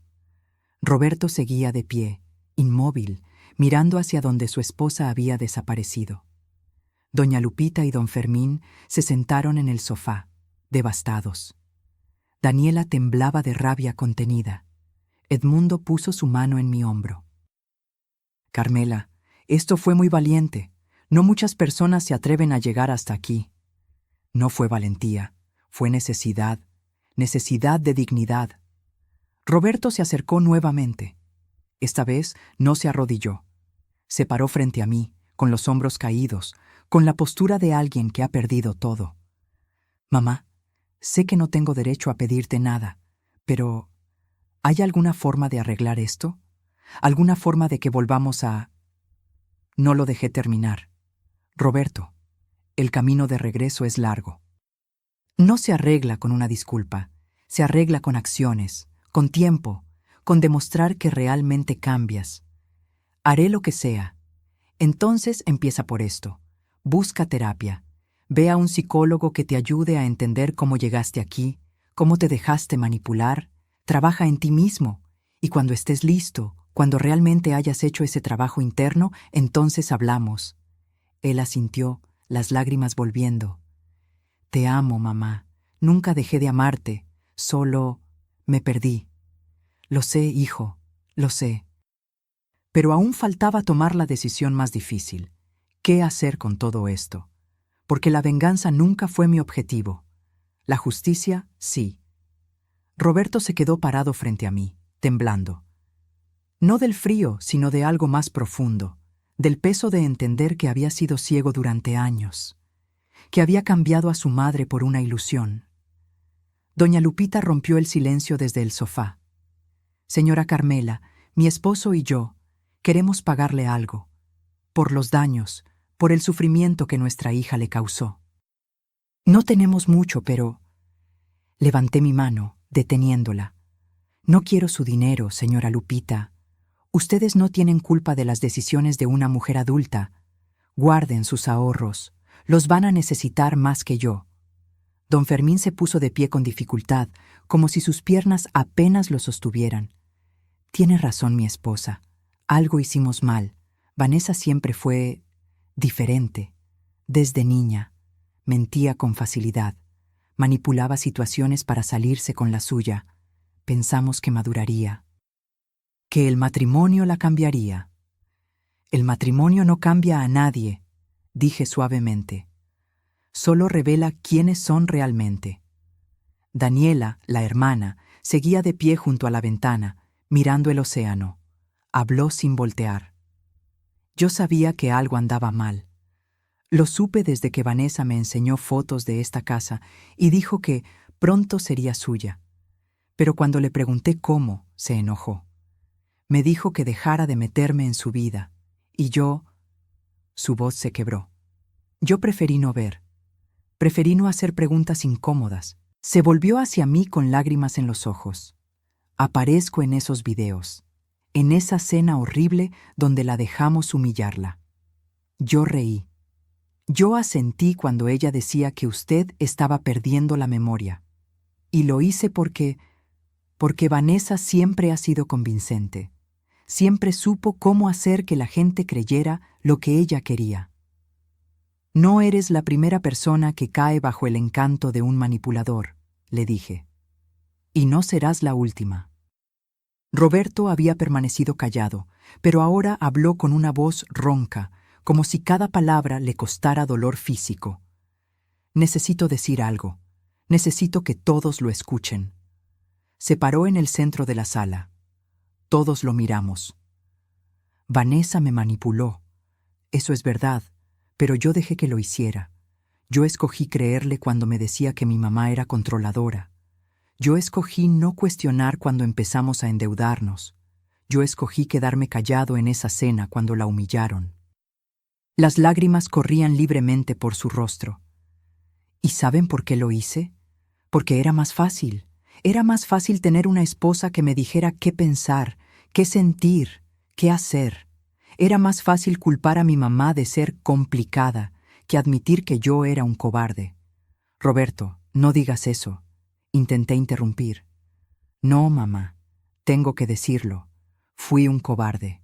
Cuando murió mi papá, tú te hiciste cargo de todo. Del funeral, de las deudas, de mantenerme mientras terminaba la carrera. Yo nunca tuve que ser realmente fuerte porque tú lo eras por los dos. Y cuando Vanessa apareció, ella se convirtió en otra persona que tomaba decisiones por mí. Se limpió las lágrimas con violencia. Tengo 43 años y acabo de darme cuenta de que nunca he sido un hombre completo. Siempre he sido el hijo de alguien o el esposo de alguien. Pero nunca Roberto. Solo Roberto. El silencio que siguió fue pesado, lleno de verdades dolorosas. Marco Salinas, que había estado organizando documentos en silencio, habló. Joven Roberto, el primer paso para cambiar es reconocer el problema. Ya dio ese paso. Los demás vienen después. Pero tal vez ya es muy tarde. Roberto me miró con desesperanza. Tal vez mi mamá nunca pueda perdonarme, y no la culparía. Me acerqué a él. Puse mi mano en su mejilla, como hacía cuando era niño. Roberto, eres mi hijo. Siempre serás mi hijo. Pero la relación que teníamos se rompió. Y para reconstruirla, necesitamos tiempo.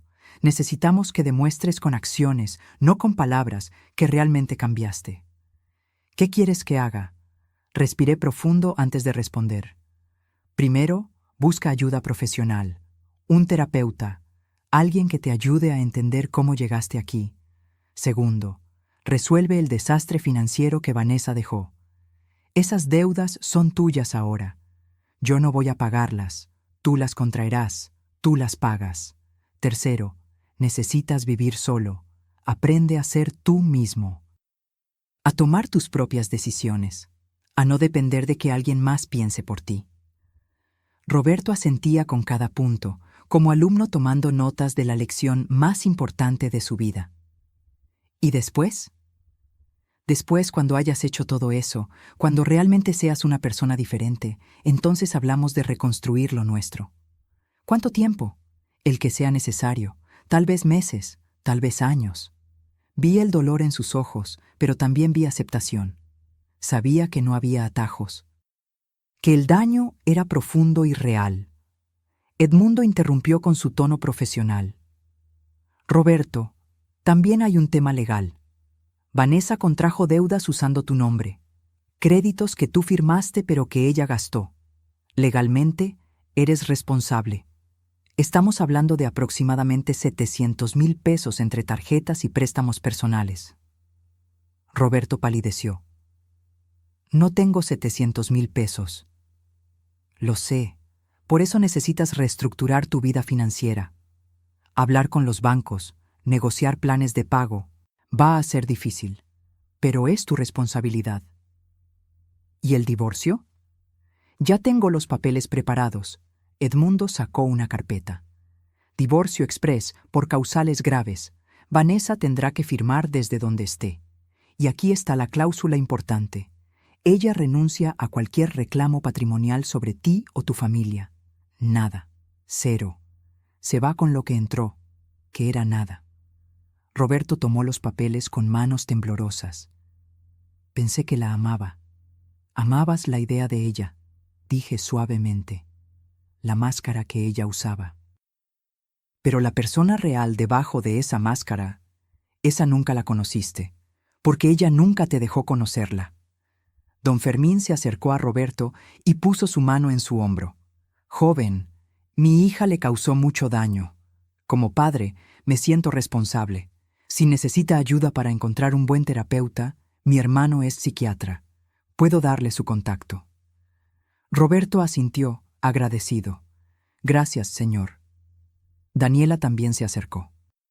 Roberto, si necesitas alguien con quien hablar, alguien que entienda cómo es vivir bajo la sombra de Vanessa, yo estoy aquí. No para reemplazar a nadie, solo como alguien que también fue víctima de ella. Me sorprendió ver compasión en la hermana de Vanessa, pero tenía sentido. Ella también había vivido toda su vida comparándose, compitiendo, sintiéndose menos que su hermana perfecta. El teléfono de Edmundo sonó. Contestó brevemente, asintió varias veces y colgó. Era el Ministerio Público. Vanessa ya está fichada. Le negaron la fianza porque hay riesgo de fuga. Va a permanecer en prisión preventiva durante todo el proceso. Calculan que el juicio tomará entre 6 y 8 meses. ¿Y qué va a pasar con ella?, preguntó doña Lupita con voz temblorosa. Si se comprueba todo, y con la evidencia que tenemos se va a comprobar, está mirando entre 3 y 7 años de prisión, fraude equiparado, falsificación de documentos, asociación delictuosa. Son delitos graves. Doña Lupita se cubrió la cara con las manos. Don Fermín la abrazó, pero él también lloraba en silencio. Ver a estos padres sufrir me partió el corazón. Ellos no habían hecho nada malo, solo habían tenido la mala suerte de criar a alguien que nació sin brújula moral. Señor, señora, les dije, ustedes son bienvenidos a quedarse en contacto conmigo si lo necesitan. Sé que esto es difícil. Perder a un hijo, aunque sea por decisiones de ellos, duele igual. Doña Lupita me miró a través de las lágrimas. ¿Por qué es tan amable con nosotros? Nuestra hija intentó destruirla. Porque soy madre, y entiendo el dolor de amar a alguien que te decepciona. Entiendo lo que es no reconocer a la persona que criaste. Esas palabras resonaron en la habitación. Roberto sollozó. Don Fermín apretó los labios. Todos entendimos en ese momento que éramos, en diferentes formas, víctimas de la misma persona. Marco comenzó a empacar su equipo. Señora Carmela, mi trabajo aquí está completo. Toda la evidencia está respaldada en 3 memorias USB. Una para usted, una para el licenciado Edmundo y una para el Ministerio Público. Además, los archivos están en la nube, protegidos con contraseña. Gracias, Marco. Tu trabajo fue impecable. Solo hice lo que usted me contrató para hacer, encontrar la verdad. Los cargadores ya habían terminado de acomodar todos los muebles de vuelta. Se acercaron tímidamente. Señora, ya está todo en su lugar. ¿Necesita algo más? Les di propina generosa. Ellos no tenían culpa de nada. Cuando se fueron, solo quedamos Roberto, la familia de Vanessa, Edmundo, Marco y yo. Roberto se acercó una última vez. Mamá, voy a irme. Necesito procesar todo esto. Pero antes... Sacó de su bolsillo un llavero. Esto es de la casa de Ciudad de México, la que compartimos Vanessa y yo. Voy a mudarme. Voy a buscar algo más pequeño, más barato, algo que pueda pagar yo solo. Y cuando esté instalado, te aviso, por si algún día quieres visitarme. Tomé el llavero. Era un pequeño San Judas Tadeo que yo le había regalado cuando se mudó de mi casa. Conserva a San Judas. Creo que lo necesitas más que yo. Roberto se lo guardó nuevamente. Me dio un abrazo desesperado, como quien se despide sin saber cuándo volverá a ver a alguien. Te quiero, mamá. Nunca lo olvides. Yo también te quiero, hijo. Por eso dejé que aprendieras esta lección. Y mientras lo veía irse, con los hombros caídos pero la mirada un poco más clara, supe que la parte más difícil apenas comenzaba. Perdonar. 3 meses después. Desperté en mi casa de playa con el sonido de las olas rompiendo contra la costa. La misma terraza, el mismo océano, la misma brisa salada. Pero algo había cambiado. Yo había cambiado. Me preparé mi té de manzanilla y salí con mi cobija de lana color terracota. El sol apenas comenzaba a pintar el cielo de naranja y rosa. Me senté en mi silla favorita y respiré profundo. Habían sido 3 meses intensos. 3 meses de declaraciones legales, de testimonios, de firmas y documentos. 3 meses de noches sin dormir, de recuerdos dolorosos, de sanar heridas que creí nunca cerrarían. El juicio de Vanessa había avanzado rápido. Con toda la evidencia que presentamos, su abogado defensor apenas pudo hacer algo. Ella se declaró culpable para reducir la sentencia. 5 años de prisión. No la mitad de lo que merecía, pero algo era algo. Roberto había cumplido su palabra.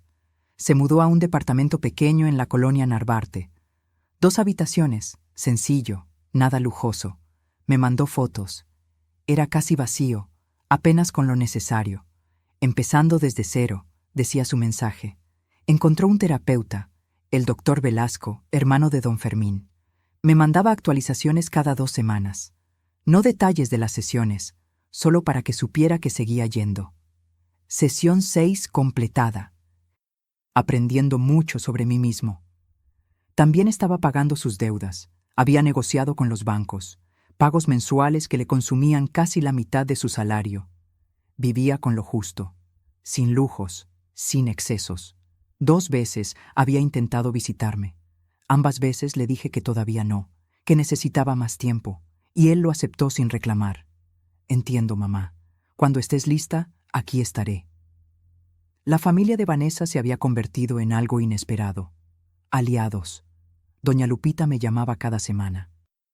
Hablábamos de cosas simples, recetas, el clima, telenovelas. Nunca mencionábamos a Vanessa.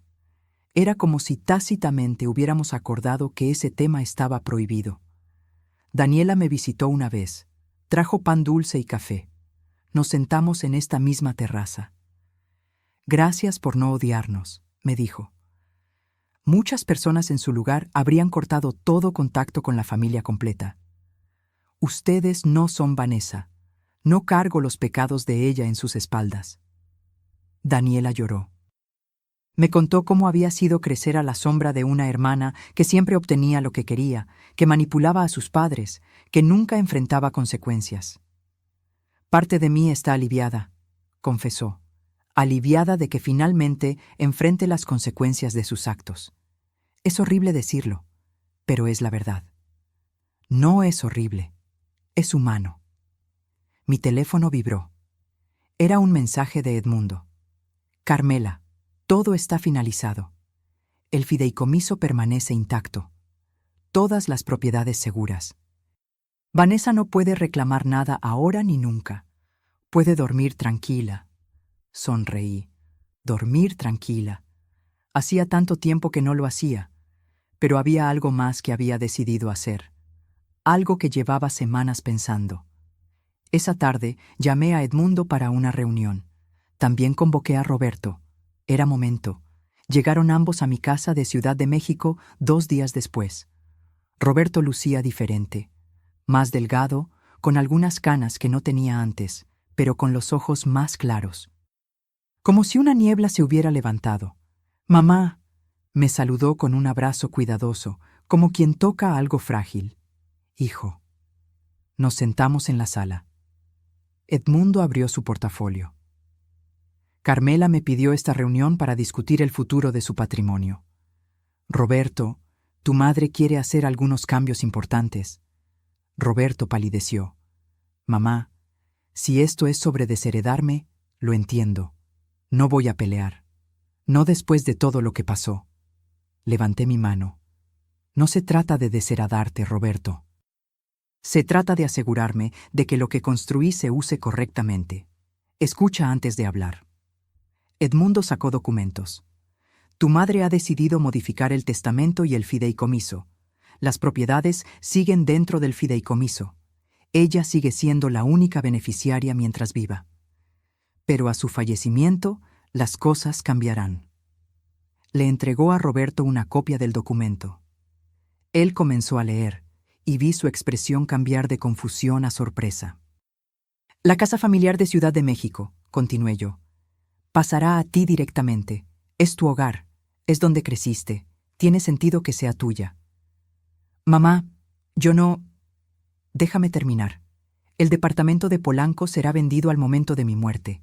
El dinero de esa venta, aproximadamente 3.200.000 pesos, será dividido en 2 partes. Una mitad para ti. La otra mitad irá a una fundación que estoy creando. ¿Una fundación? Edmundo intervino. La Fundación Carmela Soto, para la protección patrimonial de adultos mayores. Ayudará a personas de la tercera edad que enfrentan abuso financiero de familiares. Asesoría legal gratuita, apoyo psicológico, refugio temporal si es necesario. Roberto me miró con lágrimas en los ojos. Mamá, eso es hermoso. Es necesario, porque descubrí que mi caso no es único. Hay miles de personas mayores siendo despojadas, manipuladas, declaradas incapaces por familiares ambiciosos.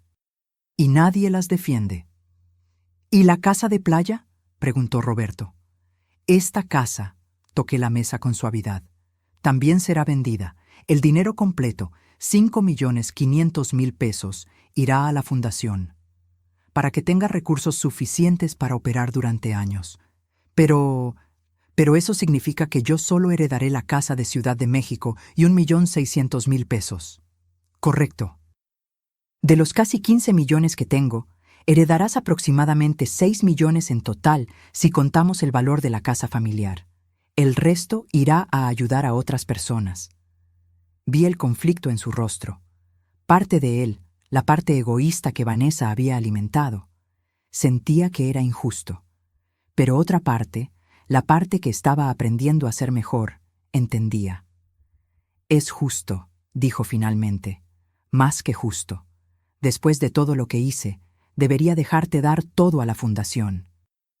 No se trata de castigarte, Roberto. Se trata de que mi dinero haga una diferencia real. Y además, saqué otro documento. Hay una condición. ¿Condición? Para que recibas tu parte, debes cumplir con esto durante los próximos 5 años. 1. Continuar en terapia regularmente. 2. Mantener tus finanzas en orden, sin deudas irresponsables. 3. Trabajar como voluntario en la fundación al menos 10 horas al mes. Y 4. Reconstruir nuestra relación. No con prisa, no forzado, sino genuinamente. Si no cumplo con esas condiciones, tu parte también va a la fundación, y la Casa de Ciudad de México se convierte en la sede de la fundación. Roberto se quedó en silencio largo rato. Luego asintió. Acepto. Todas las condiciones. No las aceptes por el dinero, Roberto. Acéptalas porque realmente quieres cambiar. Las acepto porque quiero ser el hombre que tú merecías como hijo. El hombre que papá hubiera querido que fuera.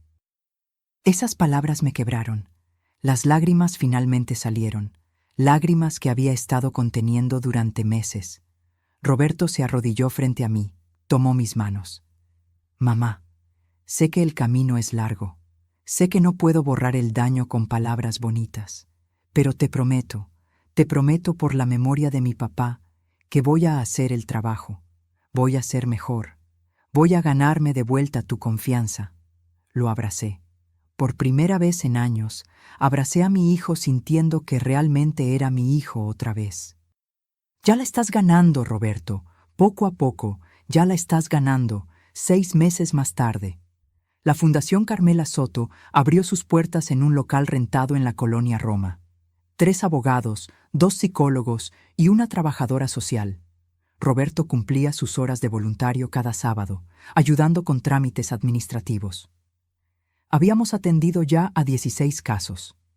16 personas mayores que estaban siendo despojadas, manipuladas, abusadas por sus propias familias. Y en 10 de esos casos logramos revertir el daño. Doña Lupita se ofreció como voluntaria también. Coordinaba el grupo de apoyo emocional. «Necesito hacer algo bueno con el dolor que mi hija causó», me dijo. Daniela donaba mensualmente. No mucho. Su salario era modesto, pero algo. Roberto y yo cenábamos juntos cada viernes, en lugares sencillos, no restaurantes lujosos, solo comida casera y conversación honesta. Poco a poco, estábamos reconstruyendo lo que se rompió. Una tarde, mientras revisaba papeles de la fundación en mi casa de playa, sonó el timbre. Era Roberto, sin avisar. «Hijo, qué sorpresa». «Mamá, necesitaba verte, necesitaba decirte algo». Nos sentamos en la terraza. Él miraba el océano con expresión seria. Hoy se cumplió un año desde ese día, el día que todo explotó, el día que desperté. Lo sé, y quería decirte gracias. Gracias por no rendirte conmigo. Gracias por darme consecuencias, pero también oportunidades. Muchas madres simplemente habrían cortado todo contacto. Eres mi hijo. Cortarte a ti sería cortarme una parte de mí misma. El doctor Velasco me hizo un ejercicio la semana pasada. Me pidió que escribiera una carta a la persona que más había lastimado en mi vida. Obviamente era ti. Sacó un sobre de su chamarra. Me lo entregó con manos temblorosas. No tienes que leerla ahora. Pero necesitaba dártela. Abrí el sobre. La carta tenía 3 páginas. Lágrimas manchaban algunas palabras. Leí en silencio mientras Roberto miraba el mar. La carta era un desahogo completo. Cada recuerdo de su infancia, cada momento en que yo había sacrificado algo por él, cada vez que me faltó al respeto y ahora lo recordaba con vergüenza. Cada sesión de terapia revelando capas de culpa, de manipulación que había sufrido, de responsabilidad que ahora aceptaba. Y al final, una promesa. Mamá, no puedo devolverte los años que perdimos, no puedo borrar las palabras que te dije. Pero puedo darte algo, el resto de mi vida siendo el hijo que mereces. No perfecto, porque sigo siendo humano, pero presente, honesto, tuyo, te amo, siempre te he amado, incluso cuando no lo demostraba. Tu hijo, Roberto. Doblé la carta y la guardé en el sobre. Miré a Roberto. Ven aquí. Él se acercó. Lo abracé fuerte, como cuando era niño y tenía pesadillas. Te perdono, hijo. Completamente. Ya no cargo con el peso del resentimiento. Roberto sollozó en mi hombro. No merezco tu perdón. Nadie merece el perdón. Por eso se llama gracia, y yo decido dártela. Nos quedamos así, abrazados, mientras el sol se ponía sobre el océano, madre e hijo, rotos pero sanando, heridos pero perdonando. Hoy, 2 años después de aquella madrugada cuando sonó la alarma, me siento en mi terraza con mi té de manzanilla y mi cobija terracota. La Fundación Carmela Soto ha ayudado a 83 personas. 83 familias donde se restauró la justicia. Roberto está comprometido con una mujer buena, una maestra de primaria llamada Patricia. Me la presentó hace 6 meses. Es sencilla, honesta, trabajadora. Y lo mira con amor genuino, no con ojos que calculan patrimonio. Vanessa cumple su condena. No la he visitado. No tengo rencor, pero tampoco tengo necesidad de verla. Su capítulo en mi vida está cerrado. Mis propiedades están seguras. Mi testamento está actualizado. Mi hijo está sanando. Y yo recuperé algo más valioso que el dinero. Recuperé mi dignidad. Recuperé mi paz.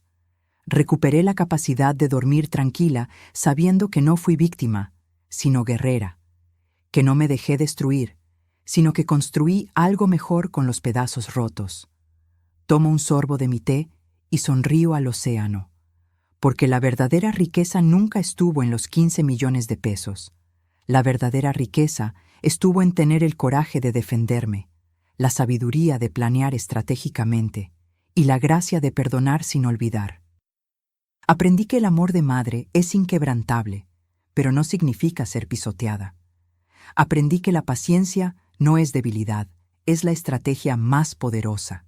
Aprendí que la justicia a veces tarda, pero cuando llega, vale cada lágrima derramada. Y aprendí que nunca, nunca es tarde para defender lo que construiste con tus propias manos.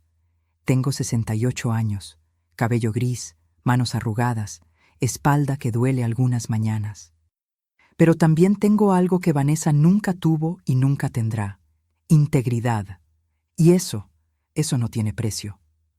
Si esta historia tocó algo dentro de ti, si te hizo reflexionar sobre el valor de defender tu dignidad, sobre la importancia de no permitir que nadie te quite lo que es tuyo por derecho, déjame un comentario contándome desde dónde nos estás viendo.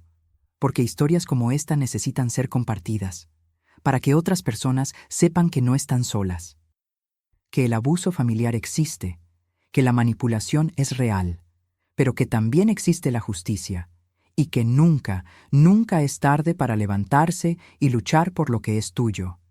Dale like si crees en la justicia. Suscríbete para más historias de vida real.